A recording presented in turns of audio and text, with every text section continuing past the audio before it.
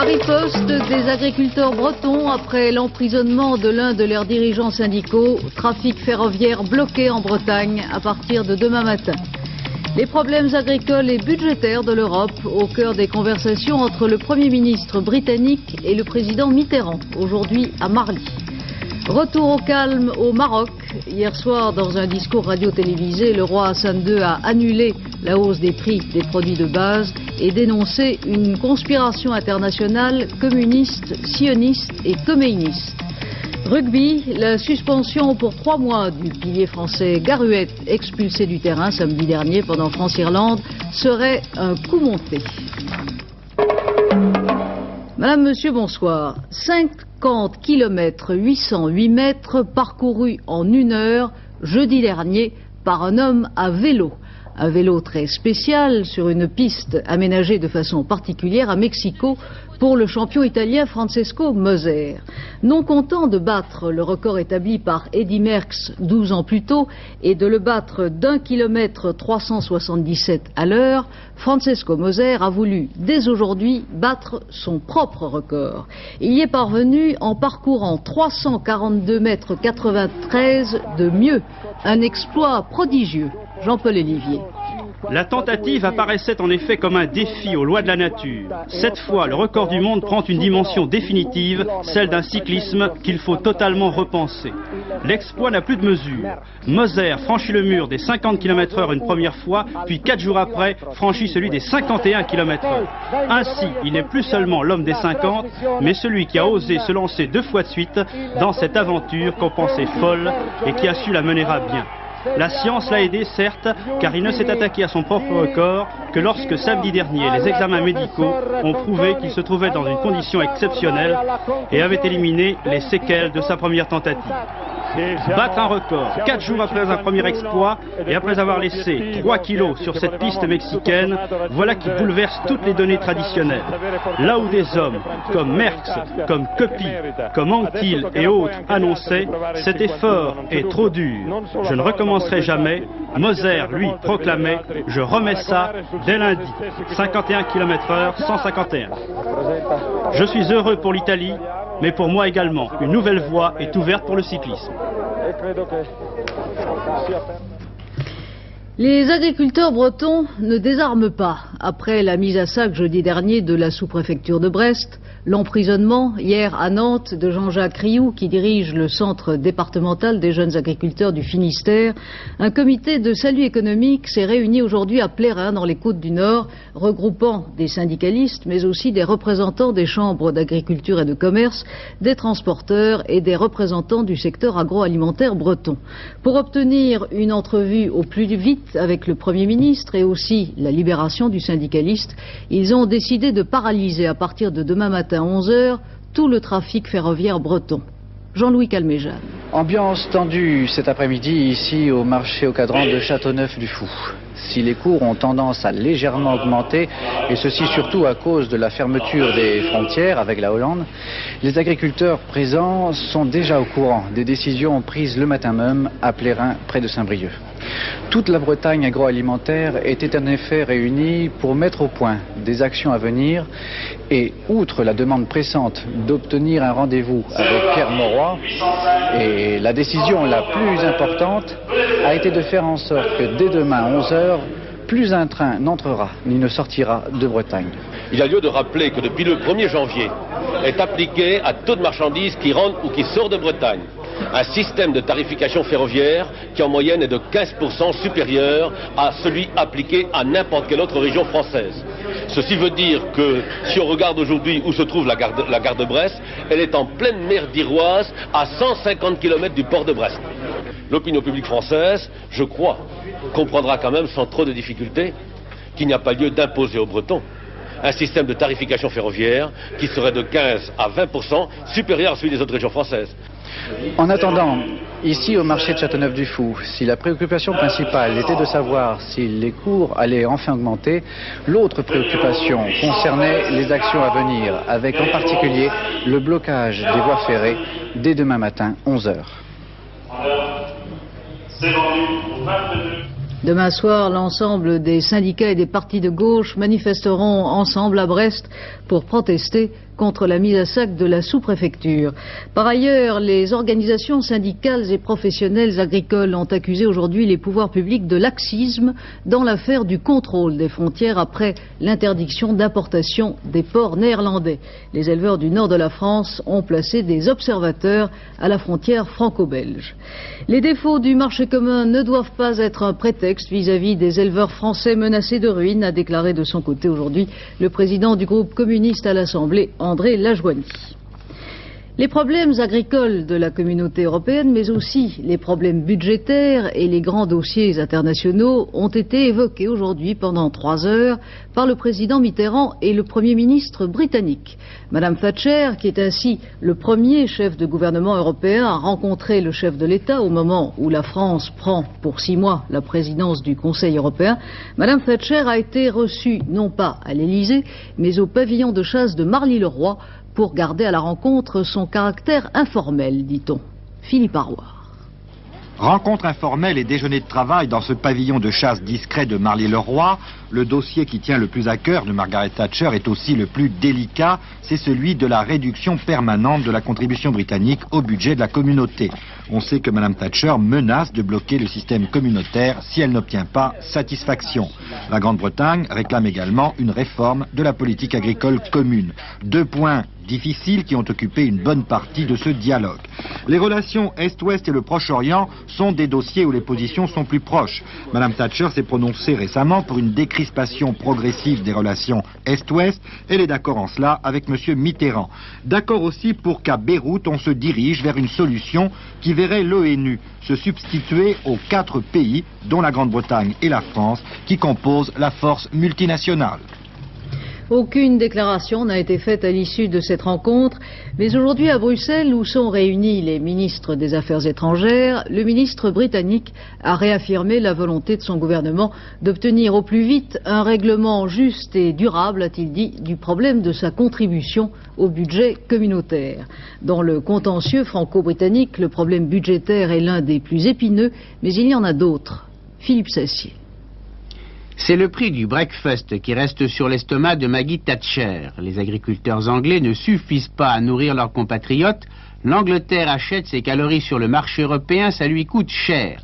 François Mitterrand répond inlassablement que le petit déjeuner ou déjeuner fourni par les agriculteurs français ou autres Européens est le signe que l'Europe existe à travers l'agriculture.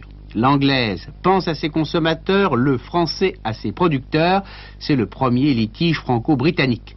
L'Angleterre conservatrice n'a pas envie de sortir de l'Europe, mais elle aimerait bien en faire sortir la politique agricole commune.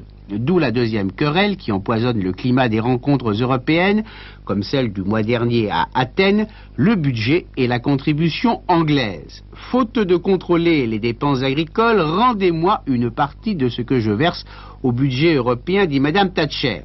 Solidarité oui, mais pas question d'un remboursement automatique, rétorquent les Français qui veulent bien discuter rigueur, mais refusent de lier une réforme agricole à des problèmes uniquement financiers. À ce grand débat s'ajoutent les escarmouches. Les producteurs de lait français se sont mis à bouillir devant le refus anglais de consommer leur lait longue conservation. Ils ont traversé le Channel. Résultat, quelques débordements que vous voyez là sous les fenêtres de la Reine. Avec la séquestration de 2 camionneurs venus en toute innocence, livrés du gigot insulaire aux appétits gaulois, on a frôlé l'incident diplomatique et les Anglais ont jeté leur self-control aux orties. En tout cas, ils avaient probablement perdu leur fair-play lorsqu'avant Noël 1982, ils ont accusé les dindes françaises d'une maladie qui les rendait indignes des assiettes britanniques. L'agriculture et le budget européen sont les 2 grands sujets de contestation entre la France et la Grande-Bretagne, qui retrouvent cependant les charmes discrets de l'entente cordiale sur les problèmes industriels de l'Europe. Début de la phase de concertation entre les partenaires sociaux pour tenter de résoudre les problèmes de la sidérurgie française. Le ministre de l'Industrie, Laurent Fabius, a reçu aujourd'hui les syndicats, les dirigeants des groupes sidérurgiques Usinor et Sassilor et les administrations concernées. Cette première rencontre a permis de déterminer la procédure de concertation qui sera suivie. René Bernasconi, président de la Confédération générale des petites et moyennes entreprises, reçu à son tour par le Premier ministre dans le cadre des consultations sur les problèmes de restructuration industrielle. M. Bernasconi a fait part à M. Mauroy des risques de colère et de réflexes incontrôlés de dizaines de milliers de PME actuellement au bord de la faillite, a-t-il dit.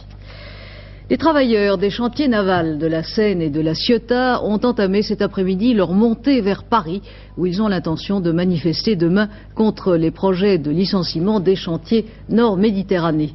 Par ailleurs, le gouvernement a officiellement confirmé ce matin son refus d'accorder à l'armateur Delmas Vieljeux les licences d'importation pour les 4 bateaux qu'il voulait faire construire en Yougoslavie, où le coût est moins élevé.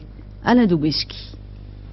Les chantiers navals de la Seine que l'on voit ici, comme tous les autres, subissent la crise du commerce international, la concurrence des transports aériens, le ralentissement de la construction de pétroliers.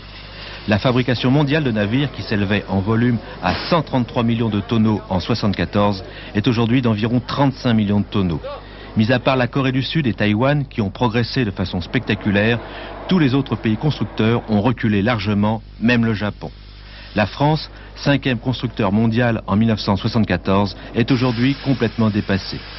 Les chantiers navals français sont à la recherche de nouvelles commandes. 4 projets seulement, parmi eux un transmanche et un navire de liaison avec l'Algérie. Aucun n'est certain de voir le jour. C'est dans ce contexte de crise que la société d'armement Delmas Vieljeux fait savoir début décembre qu'elle désire faire construire 4 navires grumiers, non en France, mais en Yougoslavie. Pourquoi ? Eh bien, le devis proposé par la Yougoslavie au prix international est bien inférieur au prix français. Le prix international, auquel d'ailleurs j'ai commandé, c'est 135 millions par navire. Je sais, c'est monsieur le secrétaire d'État à la mer qui l'a déclaré, que ces navires coûtent à construire dans un chantier français 400 millions. Autoriser Delmas Vieljeux à passer commande à l'étranger aurait signifié, disent les pouvoirs publics, aggravation du chômage. Aussi, M. Guy Langagne, secrétaire d'État à la mer, demande-t-il à l'armateur d'étudier à bref délai une autre formule. Pour M. Juquin, porte-parole du Parti communiste, cette décision est bonne. Il reste à prouver, dit-il, que les Yougoslaves sont moins chers. Et il ajoute, c'est le chômage en France qui coûte cher. La société d'armement attend maintenant les propositions des chantiers français. Si ces propositions ne sont pas satisfaisantes, nous renoncerons à moderniser et à remplacer notre flotte, affirmait ce matin le porte-parole de la société Delmas Vieljeux. À l'étranger, le roi Hassan II du Maroc semble avoir repris la situation en main après les émeutes de ces derniers jours qui auraient fait quelques 60 morts selon des diplomates en poste au Maroc. Hier soir, dans une allocution radio-télévisée, le souverain marocain, sans donner de bilan des victimes des émeutes ni des arrestations qui s'en suivirent, Hassan II lançait une vigoureuse mise en garde contre les fauteurs de troubles inspirés de l'étranger, a-t-il dit, et annulait l'augmentation des prix des produits de première nécessité qui avaient mis le feu aux poudres. Le visage grave, les traits tirés, c'est ainsi qu'est apparu hier soir le roi Hassan II à la télévision. D'un ton très ferme, le souverain a accusé les partisans de l'imam Khomeini, les communistes et les services secrets israéliens d'être responsables des désordres. Comme preuve, devant les caméras de la télévision, il a lu des tracts dénonçant la politique de son gouvernement. Certains de ces tracts étaient rédigés en français. Il-Amam réclame la révision fondamentale des opérations économiques et politiques qui ont conduit le pays à la catastrophe. Le roi a annoncé ensuite qu'il annulait toutes les augmentations des produits de première nécessité. Mais à aucun moment de son discours, le souverain n'a donné un bilan des victimes des émeutes. La presse marocaine d'aujourd'hui reste toujours aussi muette sur les événements de ces derniers jours, mais rend compte bien sûr du discours royal sans éclaircir pour autant ses prémices. L'appel à la grève générale qui, selon certaines informations, aurait été lancé ne semble pas suivi d'effet et le calme semble donc régner ce soir au Maroc.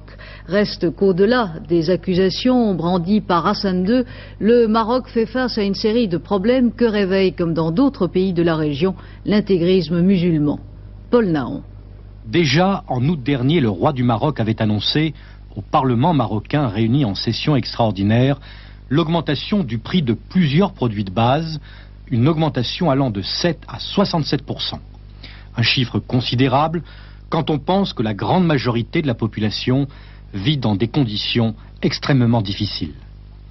Pour le souverain marocain, deux raisons principales à cette hausse des prix: la sécheresse qui frappe le pays depuis 4 ans, mais surtout la guerre du Sahara. Cette guerre dure depuis maintenant 7 ans. Elle coûte à la nation 10 millions de francs par jour, sans aucune solution politique ou militaire. Elle engloutit toutes les forces vives du pays. C'est qu'au sud, une gigantesque armée veille aux frontières et réclame chaque jour un peu plus de munitions et d'armements sophistiqués pour répondre aux attaques lancées par le Polisario, soutenu par les Algériens et les Libyens. Cette guerre a des répercussions terribles sur l'économie du pays, le Maroc, qui est passé il y a 1 an au rang de pays en voie de développement. On comprendra alors mieux que les couches les plus défavorisées du royaume se lancent dans des actions violentes et réclament tout simplement de vivre plus décemment. Le roi Hassan II a dû déjà faire face aux émeutes de Casablanca. Comme aujourd'hui, il a accusé la main de l'étranger. Explication un peu facile quand on connaît la situation économique, quand on sait aussi qu'une partie de la jeunesse, désespérée, se réfugie dans des mouvements extrémistes ou intégristes. Reste que ces mouvements n'ont pas la même force et la même vigueur que dans les autres pays du Maghreb. Très habilement, le souverain marocain a su les canaliser dès le début. Ne se présente-t-il pas lui-même comme commandeur des croyants et surtout descendant du prophète? À Paris, une manifestation devant l'ambassade du Maroc ce soir a rassemblé quelques centaines de personnes qui ont crié des slogans hostiles au régime et à la personne du roi Hassan II. Il y eut des voitures piégées, des camions suicides. Maintenant, attention aux avions kamikazes. Tel est l'avertissement officiellement lancé par Washington au sujet de nouvelles actions terroristes au Liban contre la flotte américaine et française qui croise au large de Beyrouth. Hier, le secrétaire d'État américain George Shultz a évoqué l'hypothèse de raids préventifs américains contre les bases libanaises de combattants soutenus par la Syrie et par l'Iran, ce qui a provoqué aujourd'hui de vives réactions à Damas et à Téhéran. Maurice Vernet. Voici les objectifs potentiels de ces éventuels avions suicides dont a parlé M. Schultz. Les bâtiments américains, comme le fameux cuirassé New Jersey, 270 mètres de long, 56 000 tonnes, une masse imposante datant de la Deuxième Guerre mondiale, remise à neuf, doté de 6 canons de 400 mm, les plus gros qui existent, et surtout armé en toute hâte de missiles antiaériens Stinger, après les révélations du ministre américain. Il y a 7 autres bâtiments américains au large du Liban, et parmi eux, le porte-avions le plus moderne, le Kennedy. La polémique irano-américaine s'est développée depuis que M. Schultz a dit aussi que les Américains pourraient lancer des attaques préventives contre cette nouvelle menace. Prétexte, s'exclame l'Ajat al-Islam Rafsanjani, président du Parlement iranien, et qui menace à son tour, si au Liban, en Syrie ou ailleurs, cet aventurisme se répète, toutes les ressources et tous les intérêts américains seront en danger. Les Américains ont averti les forces françaises qu'elles aussi pourraient courir les mêmes risques. Il y a également 7 bâtiments français, en général près des côtes libanaises, et parmi eux, le plus beau fleuron de la flotte, le porte-avions Clemenceau, dont le commandant n'ignorait pas cette possibilité avant même que les Américains en parlent, comme il le confiait le 2 janvier à Jacques Abouchard. Il y a bien des camions piégés qui ont attaqué nos camarades de l'armée de terre et les Américains à Beyrouth. Devant le terrorisme, c'est une menace que l'on prend au sérieux. Et nous nous méfions beaucoup de tous les avions non identifiés, et surtout s'ils viennent ce qu'on appelle en radial pur. À ce moment-là, nous prenons des mesures. Du côté français, des dispositions ont été prises pour renforcer la sécurité des navires et le commandement naval américain a établi autour de ces bâtiments un périmètre de sécurité que les avions ou les autres bateaux ne doivent pas franchir sous peine de riposte immédiate. Par ailleurs, les milices druzes ont à nouveau bombardé aujourd'hui des positions de l'armée libanaise au sud de Beyrouth. Ils sont tous quatre originaires du Liban, sauf un qui porte un passeport koweïtien. Au nom de l'armée secrète arménienne de libération de l'Arménie, la Sala, ils avaient en septembre 81 occupé l'arme au poing le consulat général de Turquie à Paris, prenant en otage 54 personnes. 28 mois après les faits, leur procès s'ouvrira demain devant la cour d'assises de Paris, un procès qui risque de réveiller la douloureuse question arménienne alors que d'autres attentats ont été commis depuis en son nom. Déjà, le mouvement national arménien demande qu'il n'y ait pas amalgame et appelle à des manifestations de soutien pour ces accusés qui, selon le porte-parole du MNA, Ava Toranian, seraient des patriotes résistants. Charles Aznavour réclame lui aussi une solution heureuse pour les 4 accusés. Paul Lefebvre. Rappelez-vous, cet otage, les bras levés, un revolver sur le ventre. Derrière lui, le chef du commando qui parlemente avec les policiers sur le trottoir. Avec eux, le bras tendu en signe dérisoire de victoire, l'un des terroristes blessés qui s'est déjà rendu.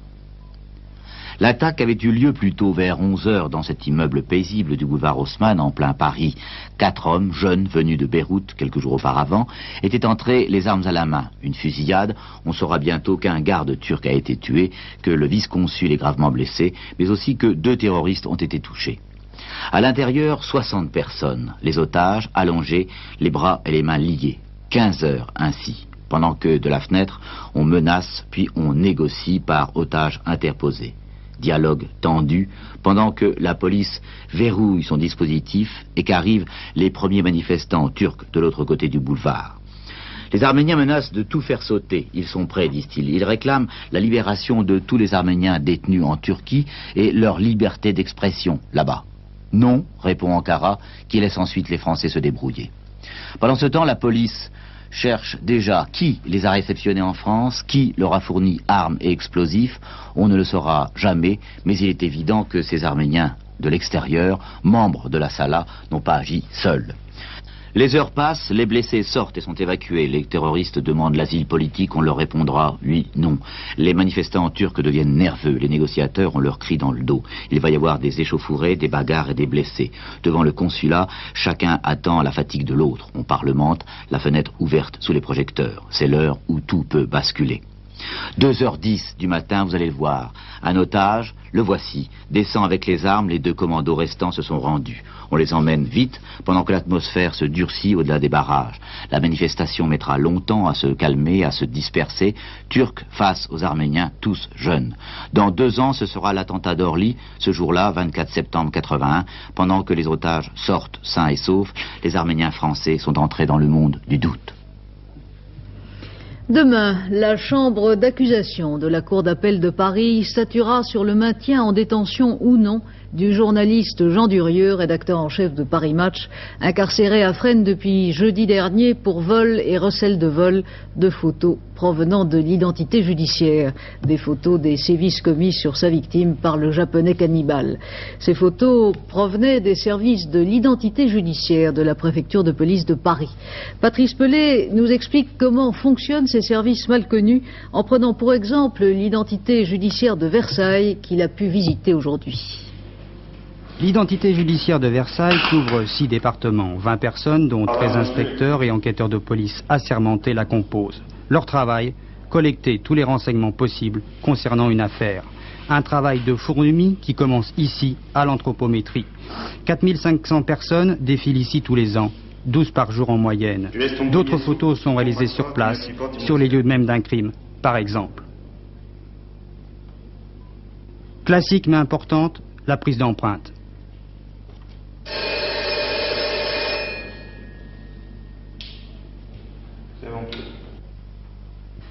Dans cette salle d'examen technique sont recherchés tous les indices qui permettront d'éclaircir un point non élucidé d'un dossier.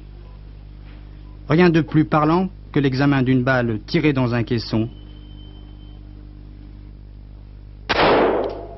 et examinée ensuite au microscope.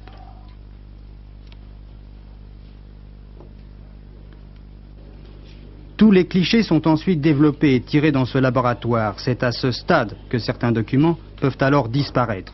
Il suffirait de tirer, par exemple, plus de photos que prévu et de les sortir de l'identité judiciaire sans que personne s'en aperçoive. Deuxième point sensible, le fichier central de l'identité. 60 000 fiches dorment ici, ainsi que des milliers de dossiers. Et leurs photos.